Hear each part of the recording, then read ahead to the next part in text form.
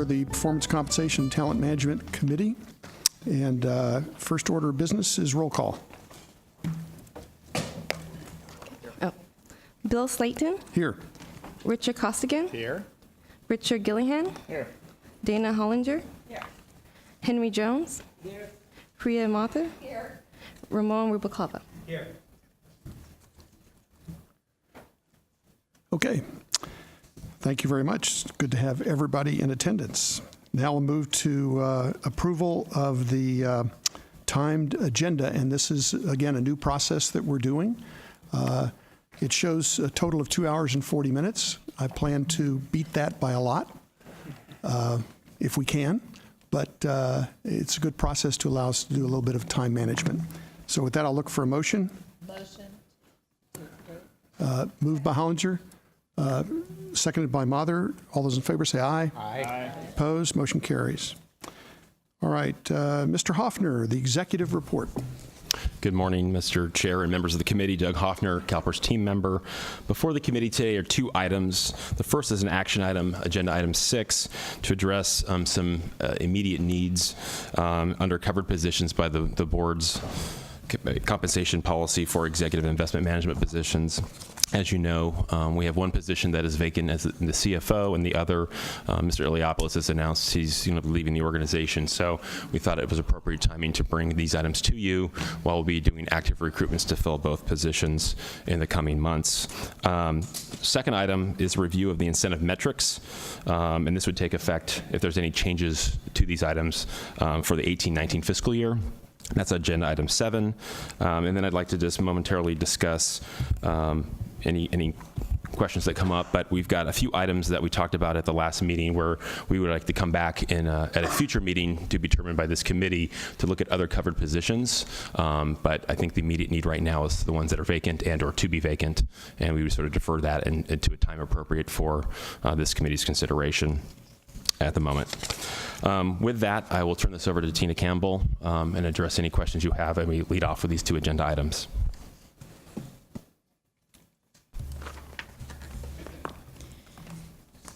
Good morning, Mr. Chair and members of the committee.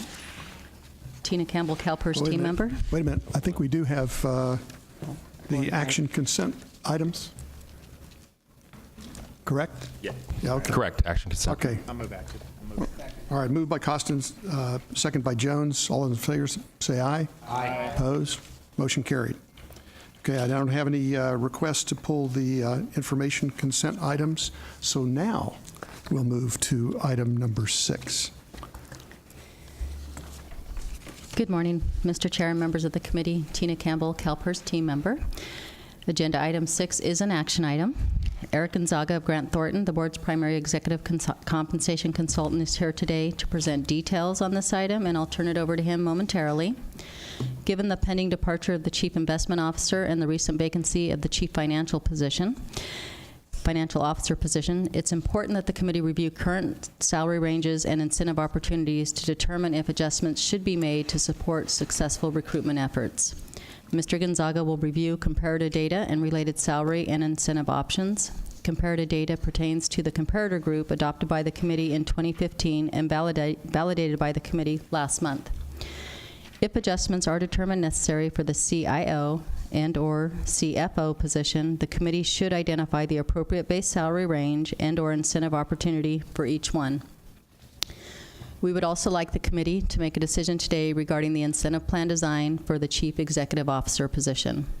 Over the last few months, team members have worked with Mr. Gonzaga to prepare various compensation and incentive approaches for the CEO position for the committee's review and selection. The intent is to differentiate the CEO's plan from plans for other covered positions in order to provide flexibility for the CEO to fully participate in compensation strategy discussions with the board for those other covered positions. Today, Mr. Gonzaga will review options previously presented and provide additional context so the committee can decide on their preferred option. Both options maintain a compensation package for the CEO position where a significant portion of pay remains at risk, which is in accordance with the purpose of the board's compensation policy for executive and investment management positions. Today's decisions for the CIO, CFO, and CEO positions will be effective July 1st, 2018. This timing puts changes in place for the CIO and CFO recruitments, as well as the CEO, to begin engaging in subsequent compensation strategy discussions for other covered executive and investment management positions. Over the course of the next several committee meetings, we will bring back the remaining covered executive and investment management positions so related adjustments can be put in place by fiscal year 2019-20. Today's decisions, as well as those in the coming months, will aid CalPERS in offering competitive compensation packages, which will enable us to recruit and retain highly qualified individuals for all covered positions. Now I'll turn it over to Mr. Gonzaga, who will lead the discussion on the CIO and CFO salary ranges and the CEO incentive plan design. Just before you start, and welcome again, we also have Andrew Junkin with Wilshire here to also make some comments at the appropriate time on kind of what the marketplace is looking like from his perspective as well, especially for the CIO position. All right, with that, you're on.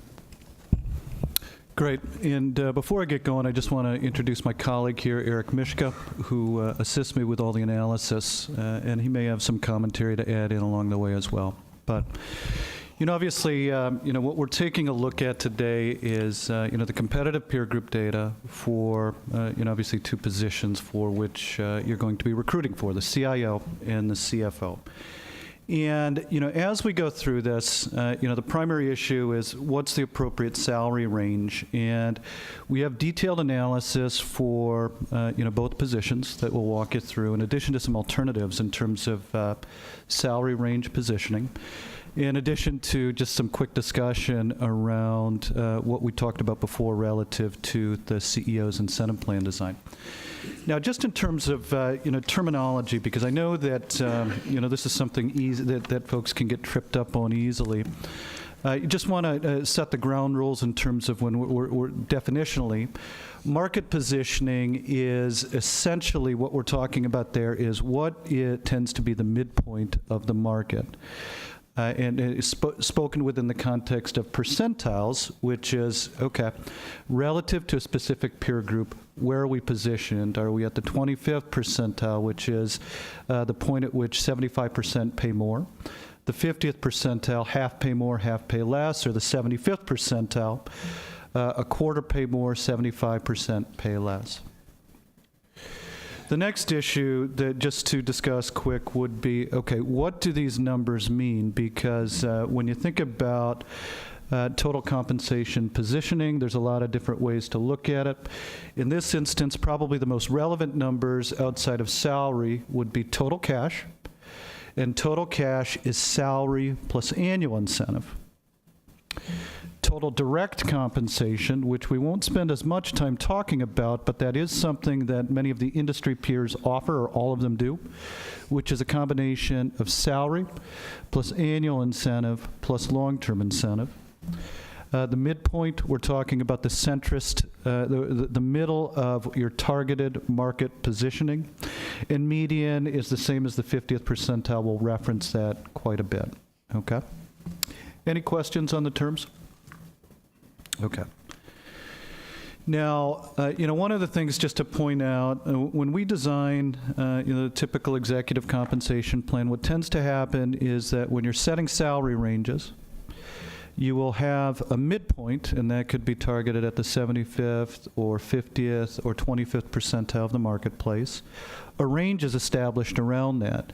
Now, the typical range, goes 20% above the midpoint, 20% less. There's no absolute rule on that, but it allows plenty of positioning around that midpoint to insert folks and reward relative to performance, experience, et cetera. So even though you may have a targeted market percentile, there tends to be a range that provides a lot of flexibility based on the incumbent or the individual that you're trying to recruit. Okay. So relative to the CIO positioning, what we've done here is taken a look at, okay, what is current midpoint of the salary at CalPERS for the CIO position, the minimum and the maximum of the range, and compared those salaries on the left-hand side to the 25th median or 50th percentile and the 75th percentile. What we've also done is compared the salary plus the maximum annual incentive at CalPERS to market total cash at the 25th, 50th, and 75th percentile. So on the left-hand side, just taking into account your existing range and the current salary positioning. On the right-hand side, it's the total cash positioning based on existing salary plus target and maximum annual incentive at CalPERS relative to market total cash at the 25th, 50th, and 75th percentile. And what you can see is relative to the peer group, the existing range at, so let's just take that midpoint, the range midpoint at $510,000 is comparable to what you find in the peer group median at $495,000. The range maximum is competitive to the 75th percentile, and that's all evident on the left-hand side. Now, when you move your way over to the right-hand side, what you find is that because annual incentives are much lower than what you find in the peer group, taking a look at market total cash, CalPERS, maximum total cash with median salary offers salary right at $893,000. Median market total cash is at $1.5 million. You take a look at your maximum total cash, that is $1,071,000. If you take a look at that relative to either median or 75th percentile market total cash, it's obviously a significant lag, and it's actually closer to the 25th percentile market total cash from a maximum standpoint. So those are the numbers relative to positions of in the specific peer group. Now, there's probably some questions along the way there. What I do want to do is just point out and move to page 7 and just discuss some of the more specifics out there, just so you can see how this data really was collected. And again, we're showing a $1.5 million median total cash level. And what makes that up? Well, you can see from a maximum total cash standpoint, what you have presented on page 7 is you take a look at the pay practices at CalSTRS from a maximum standpoint. You see Regions, one of the primary Canadian pension funds, and just the comparator group in general. And there you can see that, relative to CalSTRS, there's a lag from a maximum total cash standpoint because maximum annual incentive opportunity is different. The comparator group, obviously just taking a look at general industry, and that drives up the numbers quite a bit because incentives are so much higher. You see Regents, the maximum annual incentive opportunity is quite a bit higher. So that shows maximum total cash at UC Regents at $1.7 million. And again, just to give you a flavor of what a comparably sized, actually smaller Canadian pension fund is at $136 billion in assets. Their maximum total cash is at $2.5 million. And then, these numbers present themselves again when we take a look at the endowments. That's something that was requested in prior commentary. What about the larger endowments around the country, which you can take a look at page 8. Obviously, they present much smaller asset base than CalPERS, and in that instance, even if you take a look at the largest endowments, CalPERS, total cash compensation tends to be below the median. So with all of that, why don't we that's a lot of numbers to throw out there. I think the point is that your million maximum total cash is at the 25th percentile for the peer group. Salaries are competitive, but the lower annual incentives and the lower leverage, significantly lower leverage than what you find in the composite peer group, presents market total cash at the approximate 25th percentile. And so when you think about recruiting, obviously there's no requirement that you pay right at the range maximum, but your range maximum tends to be below market.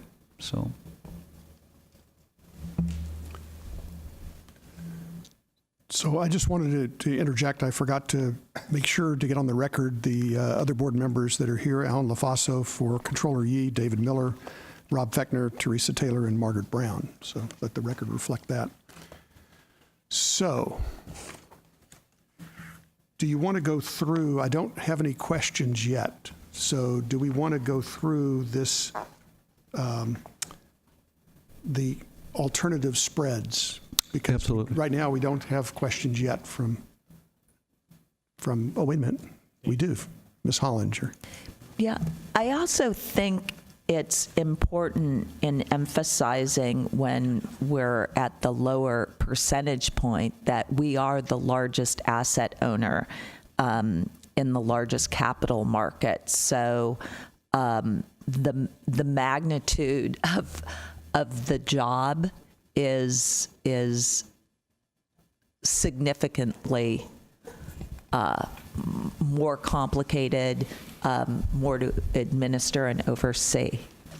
So it's not just, it's not just a pay issue, it's also scale. Yeah, and I'll emphasize that as well. I mean, and that is part of, you take a look at some of these endowments up here, just to emphasize. There's no doubt CalPERS is one of the biggest players in the capital markets, and it's, at $350 billion in assets. The impact it has on economics in general, it can be quite massive, good or bad, right? And, so all of that being said, we'll go through the ranges. Our recommendation is we don't expect you to pay competitively to general industry on a one-on-one basis, but taking a look at the total cash, there is a significant delta when we're talking about one of the largest organizations in the world. So as we go through, so there are potential spreads, and we identify some alternatives. One is just with the traditional 50% spread, where you build it, you pick the market percentile, and there's a range that's 20% above, 20% below, whatever market percentile you target. And that's presented on page 9. Page 10, it's just a little bit broader spread to provide you more flexibility. Going up from the bottom, the 25th percentile range all the way up to the 75th percentile range. If you chose the specific midpoint at the 25th, 50th, or 75th percentile, that's what those ranges provide in the second column, resulting salary range. And so again, if you take a look at the 25th percentile range, that midpoint at $475,000, that's the 25th percentile of the market. The 50th percentile of the market is right at $495,000. That's where the midpoint's set there.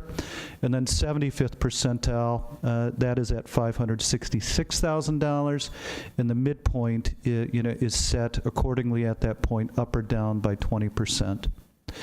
Now, what you can see is all the way over, in terms of potential total cash, with your existing maximum 75% annual incentive opportunity, that potential total cash with that respective midpoint is demonstrated at from a maximum standpoint, at anywhere from $987,000 up to $1.188 million. And you can see how that would look relative to the market total cash compensation.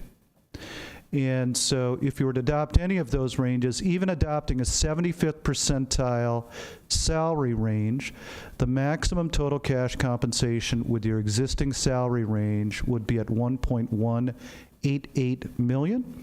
And that's above the 25th percentile total cash. It's below the 50th percentile total cash of $948 to $1.5 million. So, our primary, if we go to salary range, page 10, similar concept, it just broadens up the range a little bit. If you have a broader range, obviously, and you adopt a 75th percentile midpoint, you can pay up to $1.238 million with 75% maximum annual incentive.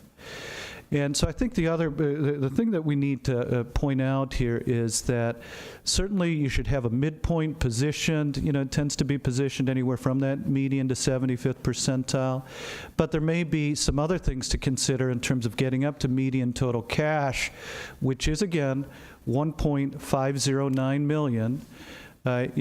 Because of the lower annual incentive for the CIO position specifically, current annual incentive, maximum incentives of 75% with 50th or 75th percentile are not sufficient to get you up to 50th percentile total cash in the peer group.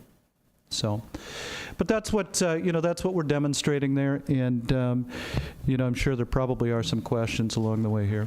So. Okay, I'm going to call on Mr. Costigan, and then I'd like Mr. Junkin to weigh in on this from his perspective in the market after Mr. Costigan.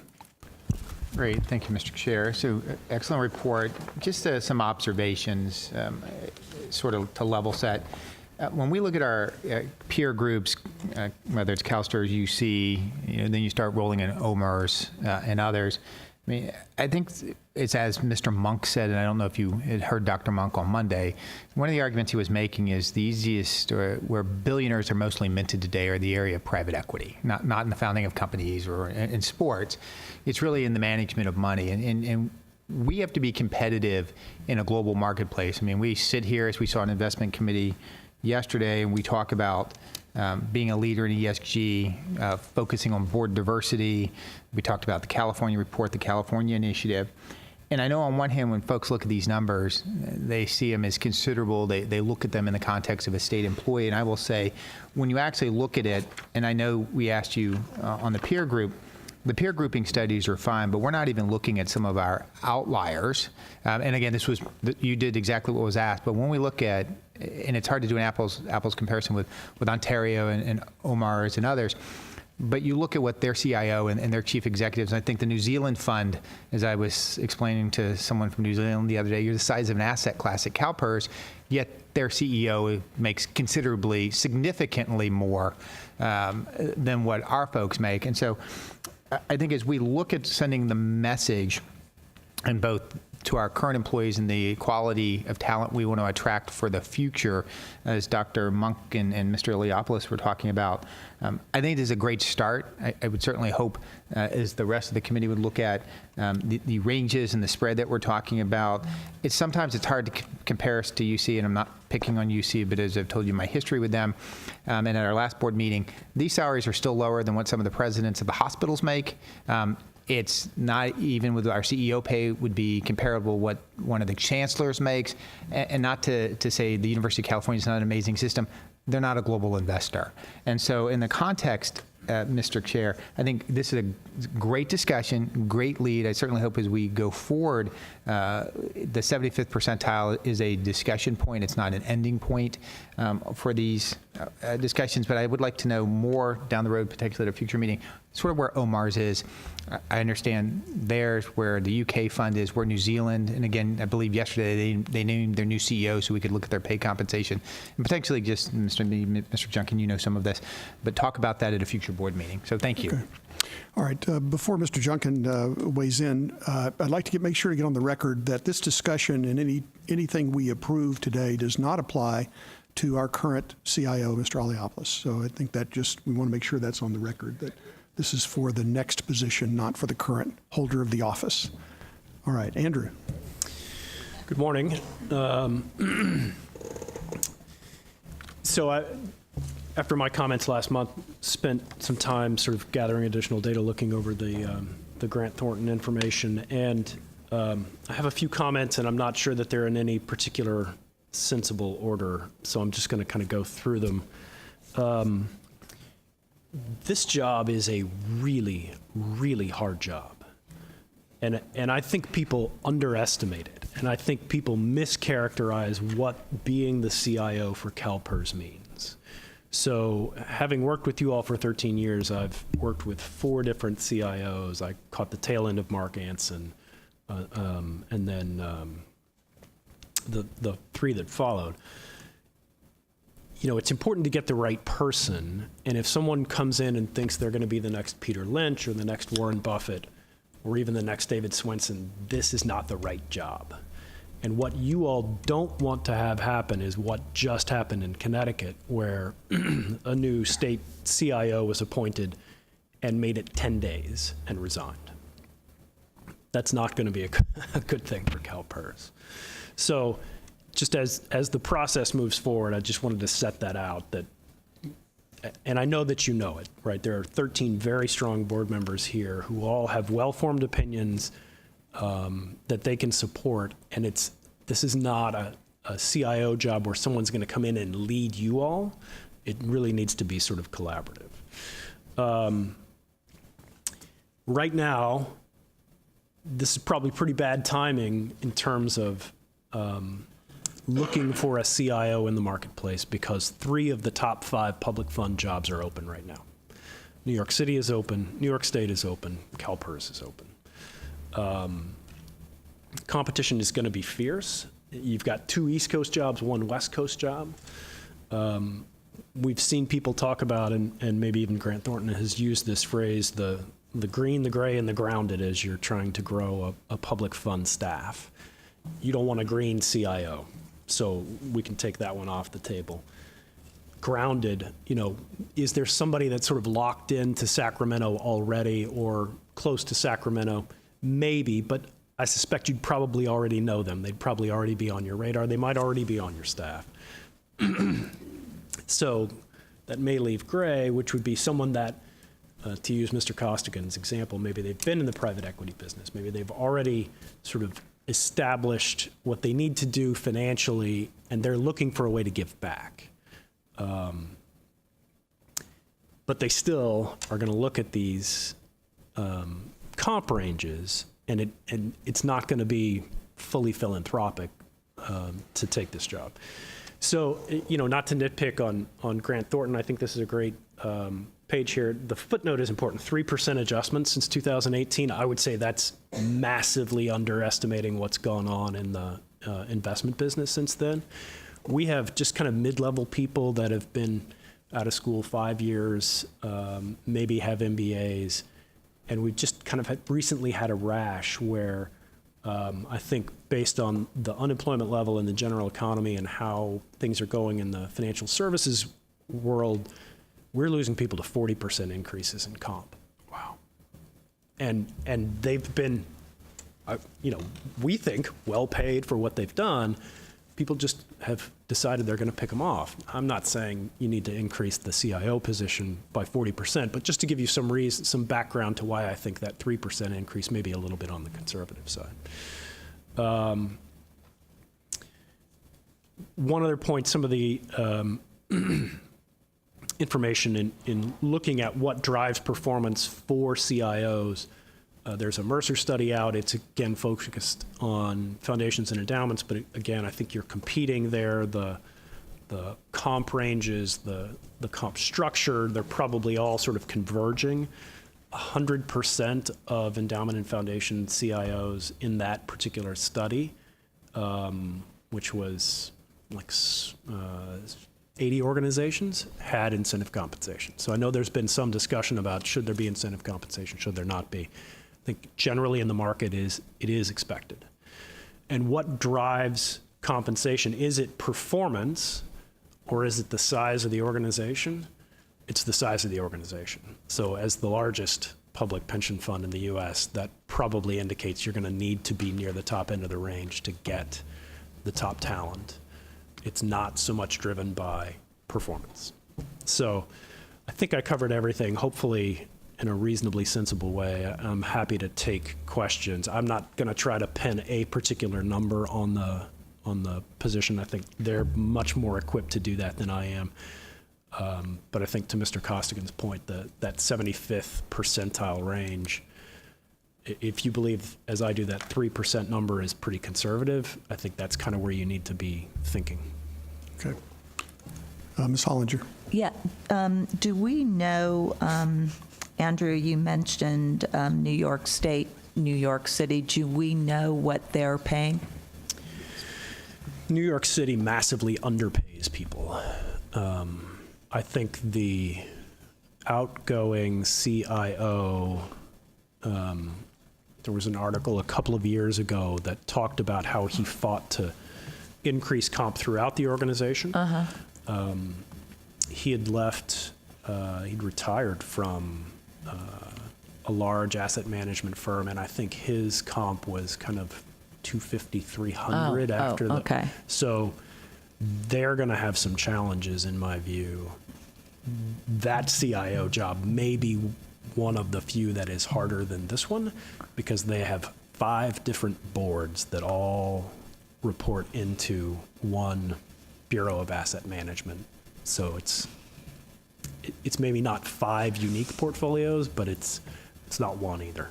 So I agree with you that we need to be on the top of the pay scale just because of the size of our asset class and the complexity here. And at least be competitive, like when you look at the UC regents, as Mr. Costigan says, and the size of the pool here is much larger. So, and even to attract people from the private sector to come here. So I agree. Thank you. So I've got a question. It's for Eric, but I think, Andrew, you may be able to weigh in on this too. So there's 2 issues as we go into the recruitment process. And obviously the kind of absolute where the numbers would fall, but we also have the issue of how much breadth should be in those numbers. And Eric, you've served up to us kind of where we are today, and then options for broader ranges, both in the base side as well as in the variable compensation side of this equation. So how important is it to have a broader range going into this process rather than a narrower range? Oh, I think you need as much flexibility, as you possibly are allowed to have, which would say to me that the broader the range, the better. Now, I will say that my primary thought here is that I do believe that this job, just doing what we do for a living, picking apart job content, et cetera. This is a very, very difficult job, and managing a lot of assets, managing most of it internally, and dealing with performance expectations. What I would say is that I don't know how in good faith, if you want to make sure that you have access to, because you want flexibility in terms of what type of talent you can attract, that you would want at least the flexibility to pay at or a little bit above the 75th percentile. It's certainly not at, you take a look at where the position is at right now, and there's a lot of different reasons for it, but it's targeted, or the maximum total compensation is just a little bit above the 25th percentile for jobs that are very much like, or very much talent pools for comparable positions. So again, I would never put a stake in the ground, but I would say that from a targeting standpoint, you certainly need to be, somewhere in the neighborhood of 50th to somewhere a little bit above this 75th percentile on occasion. Okay. We do have a speaker, Mr. Jelensik. Mr. Jelensik, was it just on this particular item or this and the CFO? Includes both. Why don't you come now, and you've asked me to request for 5 minutes, so we will grant that request. And because I think that from a procedure standpoint, we need to kind of wrestle this one to the ground and then go to the CFO position is the way I plan on doing it. So we're happy to hear your comments now for both.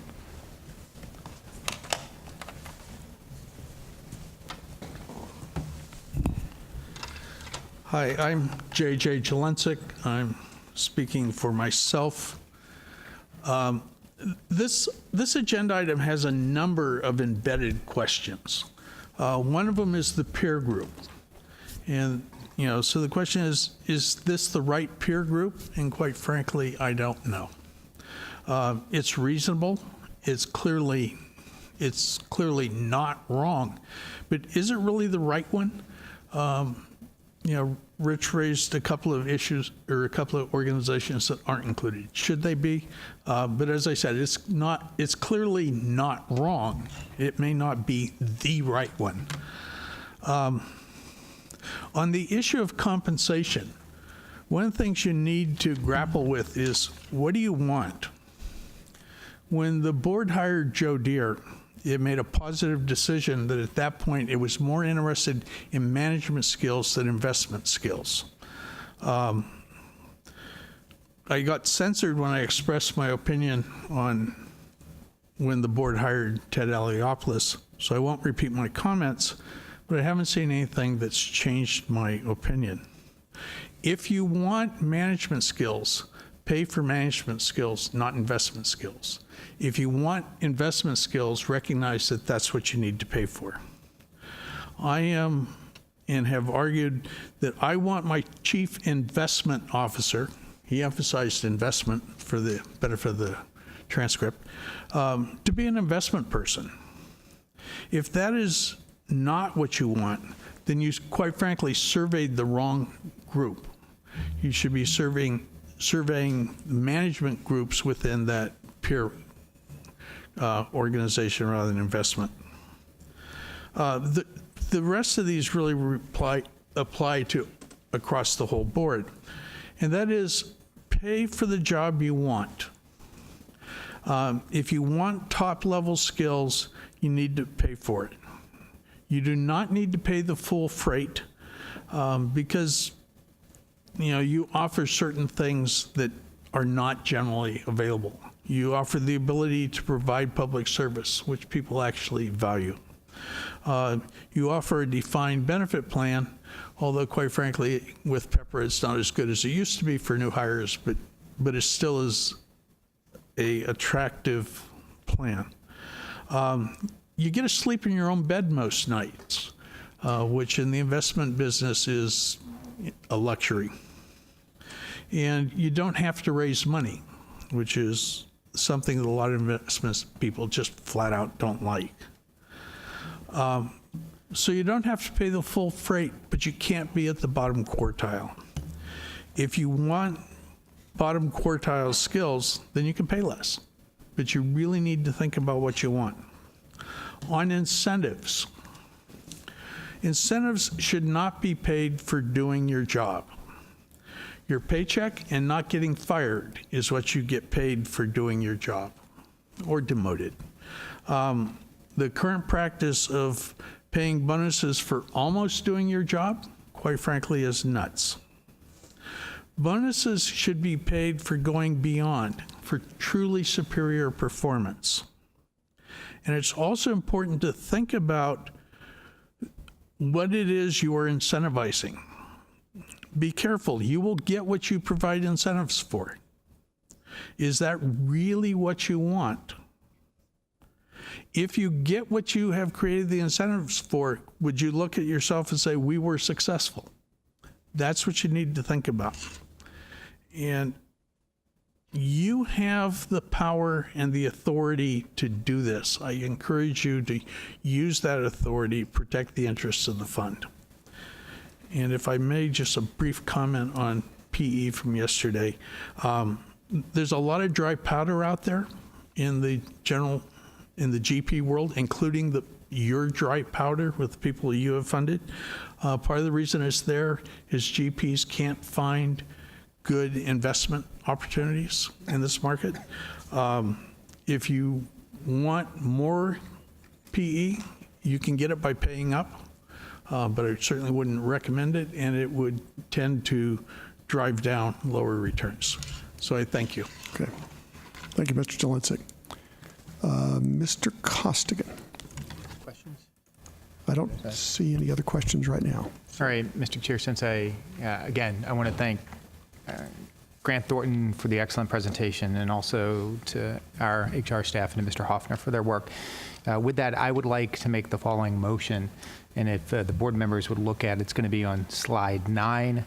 10, I'm sorry, slide 10, and that we would adopt, which is the column, the 75th max, which is a salary range of $424,500 to $707,500, with a potential total compensation of the second column of up to a 150% incentive. So we would have the max salary, the salary range is listed in that 75th percentile with up to 150%.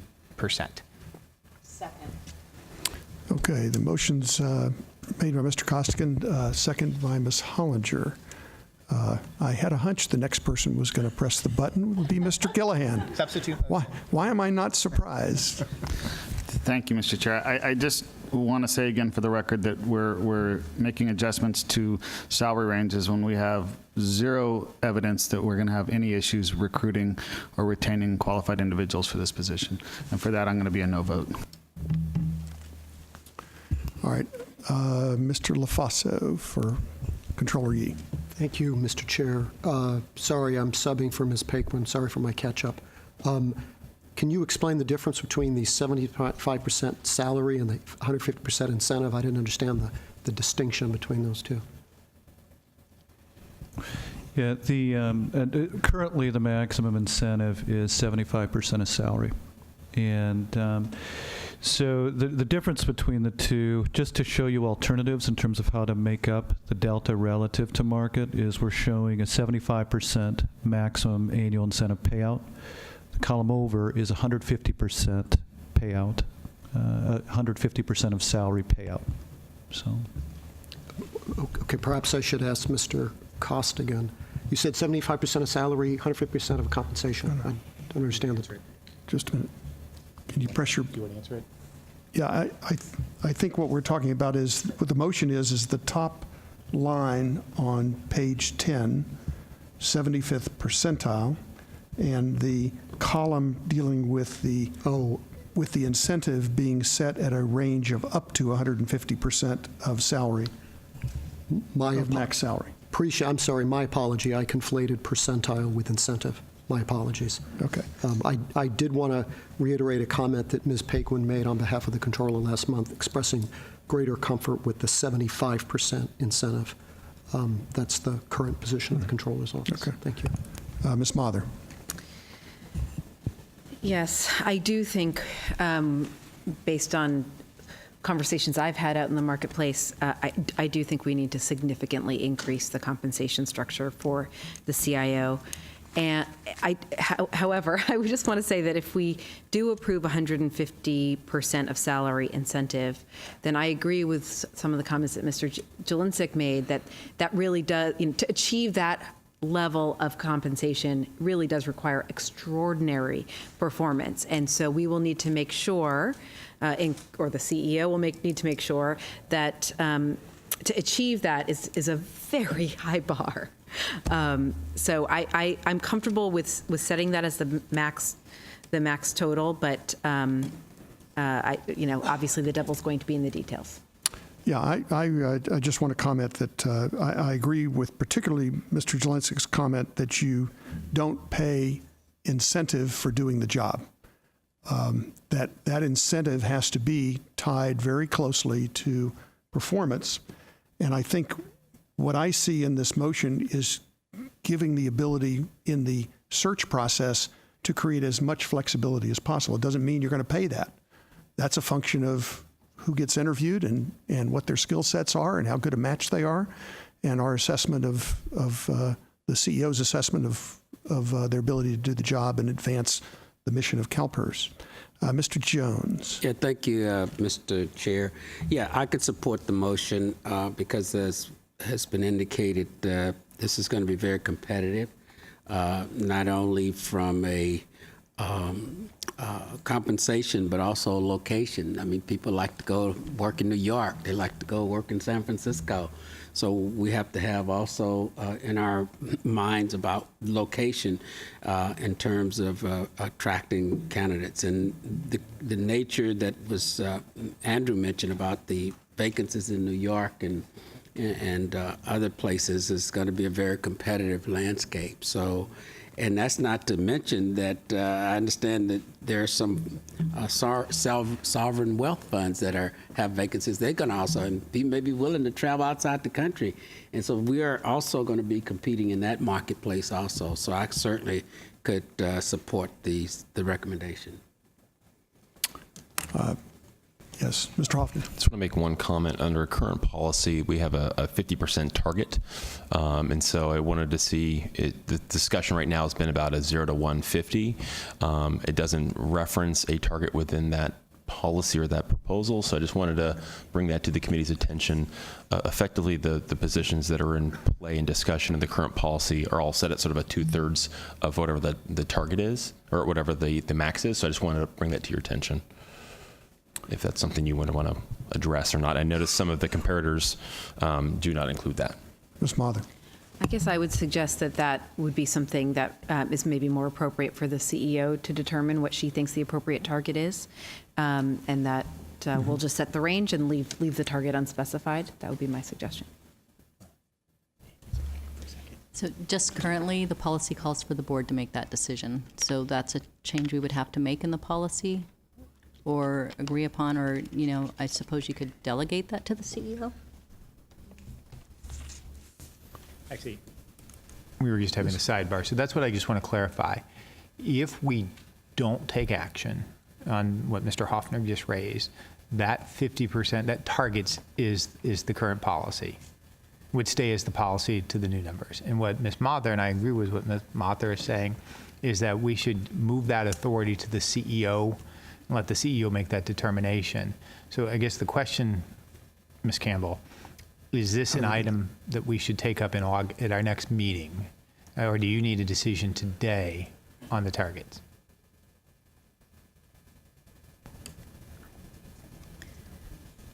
So we will be putting this into effect for July or whenever. Move your mic over, please. So this would come into effect July or whenever a CIO is in place. Putting it out later, I don't think harms us because we'd be looking at that through our recruitment. But I think it goes back to what the policy says about the board setting it, and maybe what you are suggesting, Mr. Costigan, in August. Can we make a decision to have the CEO to update the policy to have the CEO make that decision? Is that what you're asking? Well, I'm at, because we don't have this item on the agenda, Right. and I would at least want to have a discussion on it as to what our board president raised. And from that standpoint, unless we're comfortable making a motion, I understand exactly why it's needed, but I think the preference would be wait until. We need an opinion. You guys are sitting there. Do you need a sidebar for a moment? Okay, why don't we give them a sidebar?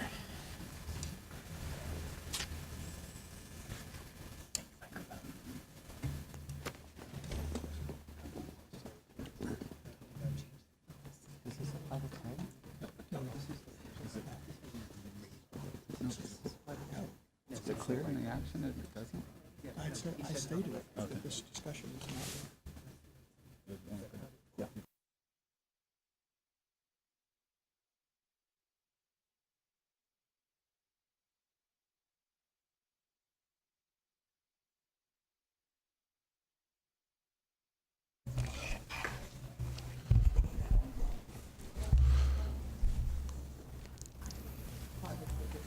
Just a minute.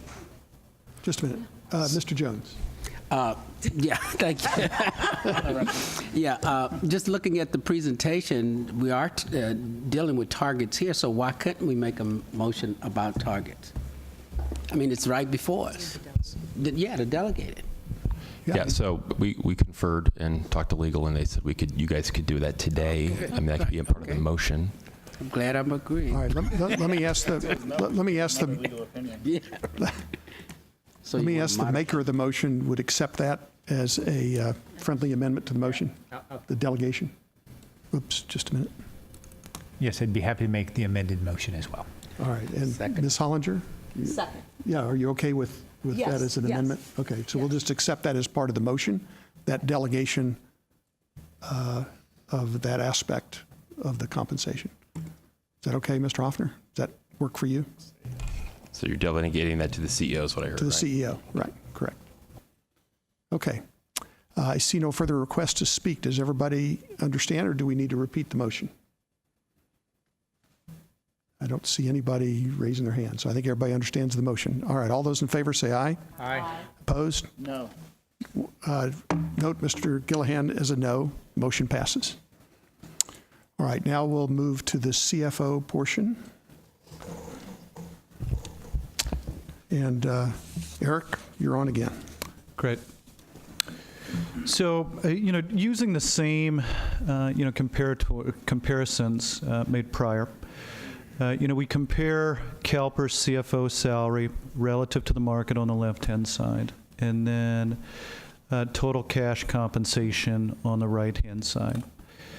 As discussed previously, I mean, salary is certainly, it's in the ballpark, in terms of median relative to the midpoint, and just a tad lower, but then on the total cash side of the house, certainly because not every CFO, particularly when you start talking about the government agencies and, some of the, pension funds don't offer incentives to certain individuals. And so market total cash with existing salary and maximum bonus potential is in the ballpark. Certainly it's well below the 75th percentile from a maximum standpoint, but it's closer than some of the other positions. Now, what we have in front of you on page 12 and 13 is essentially the same set. In terms of if you were to target median versus 25th percentile versus 75th percentile with the maximum annual incentive.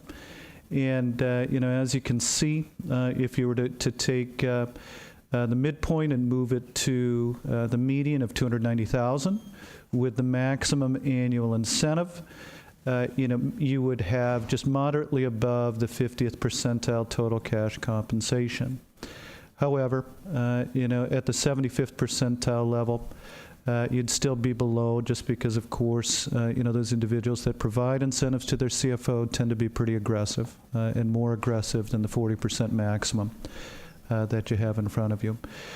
Page 13, the exact same, situation with a little bit broader range. Doesn't make much difference with respect to targeted market compensation. Just provides you more flexibility.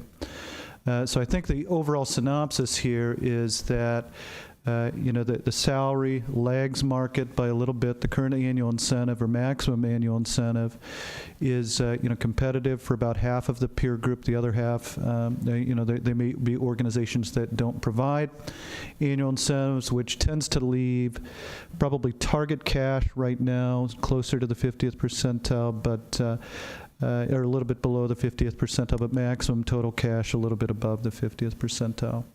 So.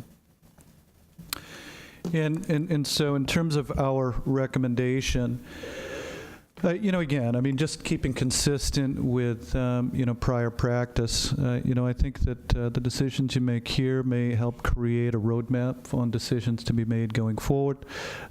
Just because you're targeting the market or, a little bit above, doesn't necessarily mean that you have to go there. It's just more a matter of providing flexibility with respect to the search that you have ongoing. So. Okay, what's the pleasure of the committee? You certainly may. Hit your mic. I want to ask you a question.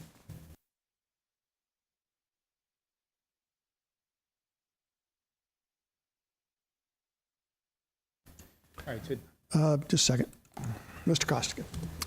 thank you, Mr. Chair. At this time, I would move on slide 13 that we would adopt the Comparator Group 50th percentile, which would be a resulting salary range of $217,500 to $362,500 with a maximum 40% incentive package.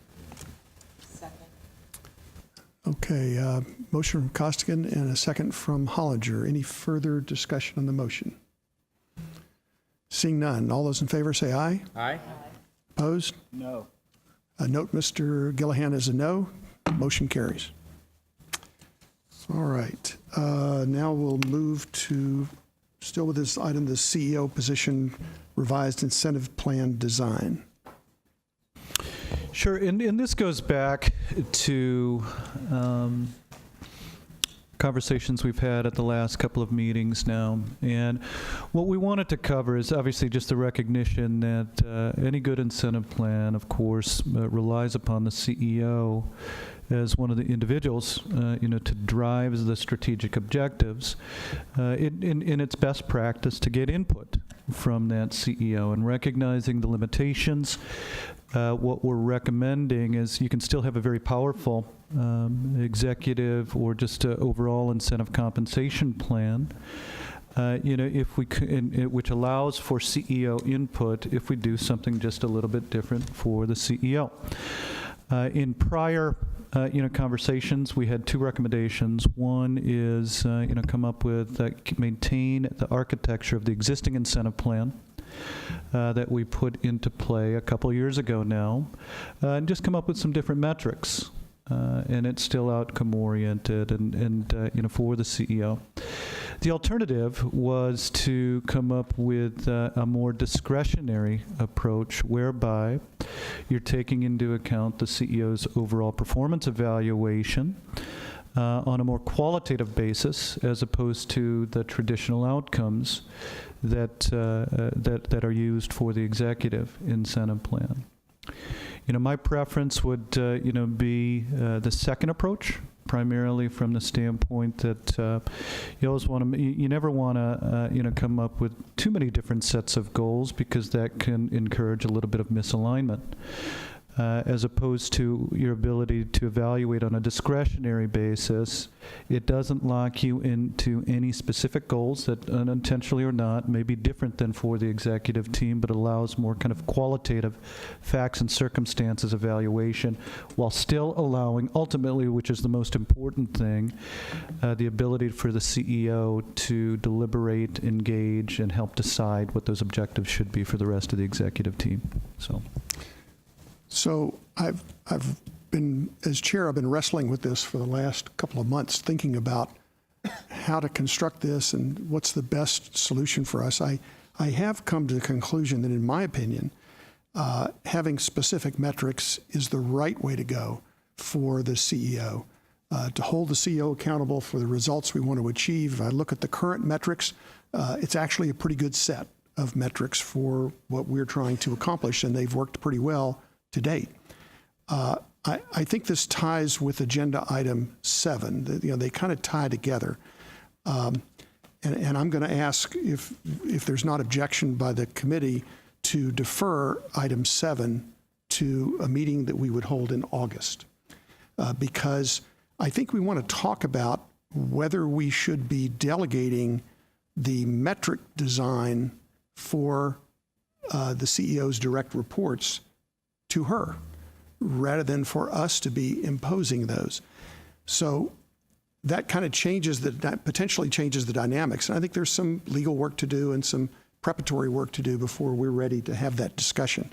But I would suggest that we leave the current metric plan in place for this next year, unless we want to modify it a little bit or tweak it, but leave that in place and defer item 7 to an August meeting where we can have a more in-depth discussion about the delegation aspects of this.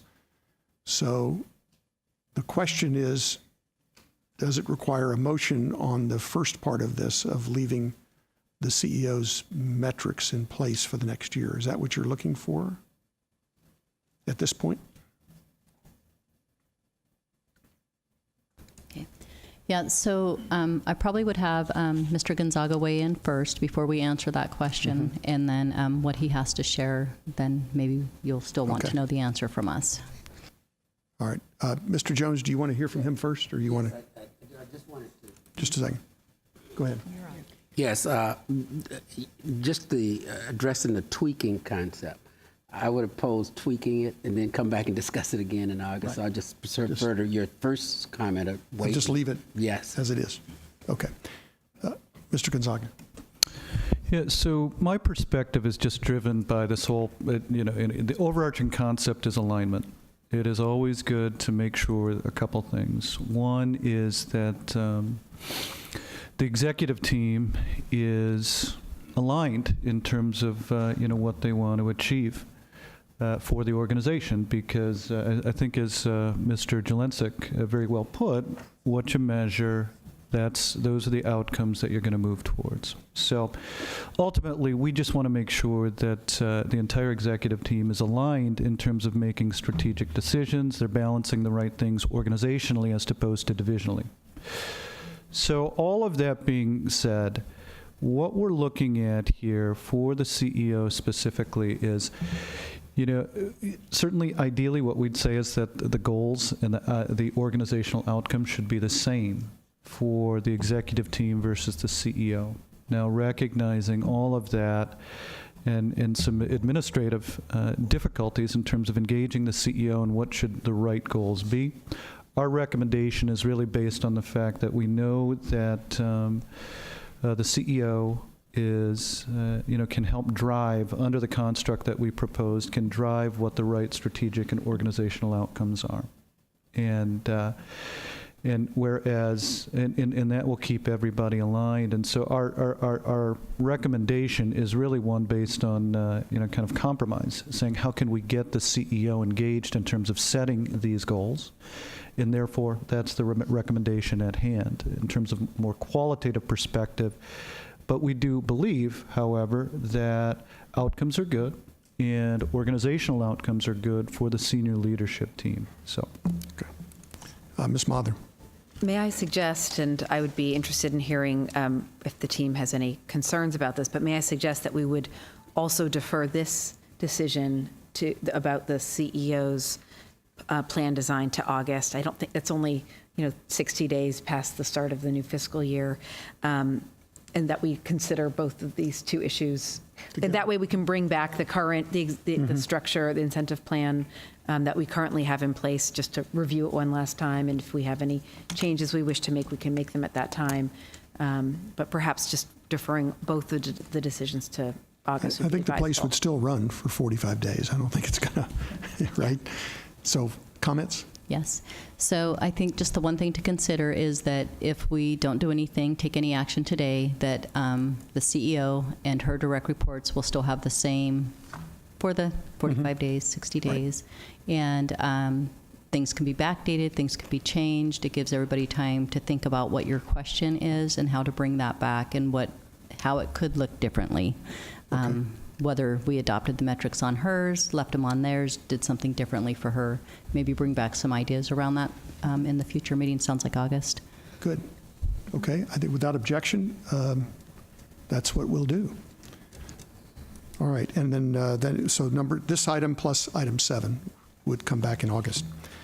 All right. We move to summary of committee direction. Mr. Hoffner. I think of one item other than coming back in August with the specific direction. Mr. Costigan asked for some information from several other funds, so I don't know. I heard New Zealand, OMERS, and then others. So was it CEO related or was it peer comparative related? I just want to make sure I've captured that appropriately. Yeah, I think since we took action on it, we're fine for now. We'll revisit it next year. Thank you. Good. All right, and I have no cards for public comment, and I told someone I thought we could have this meeting done in an hour, and it wasn't only 3 minutes off. So with that, meeting adjourned. And pension health, 1 o'clock? 1 o'clock.